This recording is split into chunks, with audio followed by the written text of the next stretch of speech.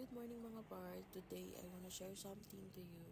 Something simple but super true. So, simplify life and amplify joy.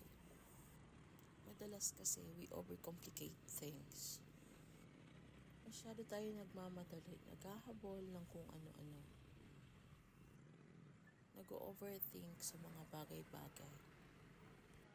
Pero minsan ang tunay na happiness nasa simple lang talaga. Think about it. Simpleng kape sa umaga, simpleng kwentuhan with friends and family. Hindi natin kailangan ng sobrang bongga para maging masaya. Minsan kasi, we tie our joy to big things.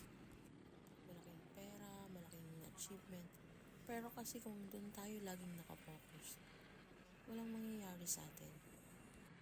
Kaya naman, kung gusto mo mas joyful life, simplify mo yung mindset. Tanggalin yung unnecessary stress, yung overthinking. Tigilan mo rin na ikumpara yung sarili mo sa kung ano yung buhay na meron yung ibang tao. Focus ka lang sa kung anong meron ka ngayon. Huwag kang magmamadali. Tandaan mo, small wins count. So ayun nga mga par, next time na kapag nararamdaman mong overwhelmed ka, simplify life. Let go of what you can't control. Live in the moment. Enjoy every little things.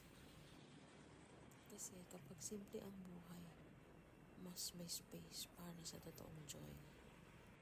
At the end of the day, happiness isn't about having everything. It's about appreciating what you already have. Kaya naman, simplify life, amplify joy.